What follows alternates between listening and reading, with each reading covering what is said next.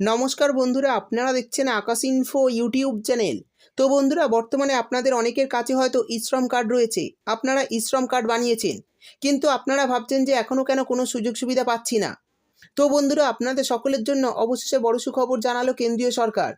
এবার ই-শ্রম কার্ড ধারকদের প্রতি মাসে ১,০০০ টাকা করে দেওয়ার কথা জানালো সরকার। অর্থাৎ বুঝতেই পারলেন, আপনাদের যাদের যাদের এই প্রকল্পে নাম রয়েছে, আপনারা মাসে মাসে ১,০০০ টাকা করে পাবেন সরকারের কাছ থেকে।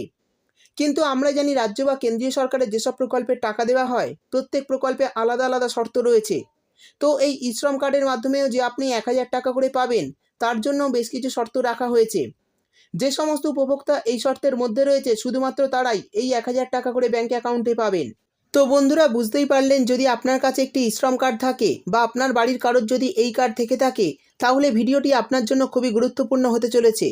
কারণ এই ভিডিওতে আমি আপনাদের জানিয়ে দেব যে কী ঘোষণা করা হয়েছে, কোন কোন ই-শ্রম কার্ডধারী টাকা পাবেন এবং এই টাকা পেতে হলে আপনাদের কি করতে হবে, সেই সমস্ত কিছু জানাবো আজকের ভিডিওতে।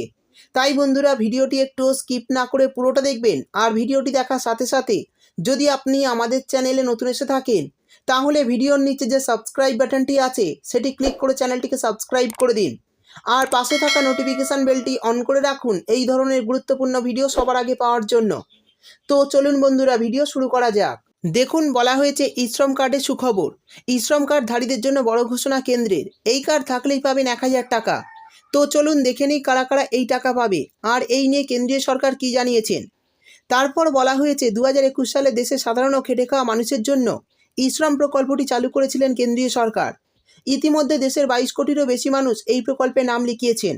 এর মধ্যে প্রায় সবাই তাদের ই-শ্রম কার্ড হাতেও পেয়ে গেছেন।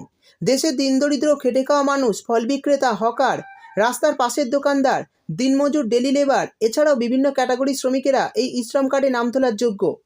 এই প্রকল্পে যুক্ত গ্রাহকদের বিভিন্নভাবে আর্থিক সাহায্য করা হয়, যার মধ্যে সর্বাধিক ২ লক্ষ টাকা সুবিধা পাওয়া যায়।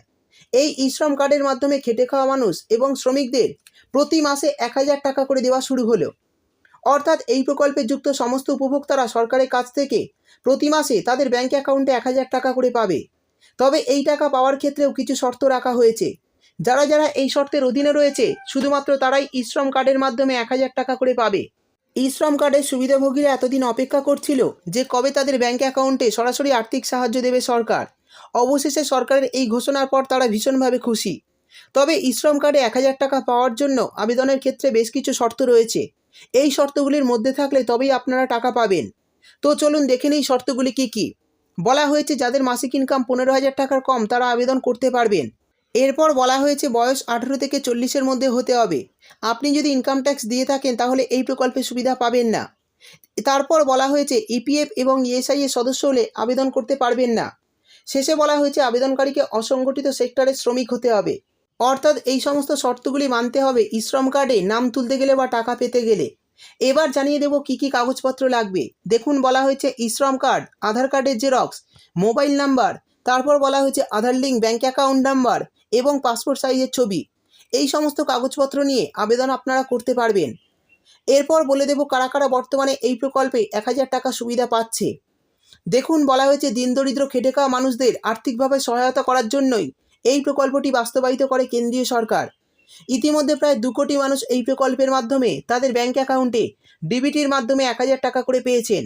তবে এই সুবিধাটি বর্তমানে যোগীর উত্তরপ্রদেশ সহ বেশ কয়েকটি রাজ্যে চালু হয়েছে।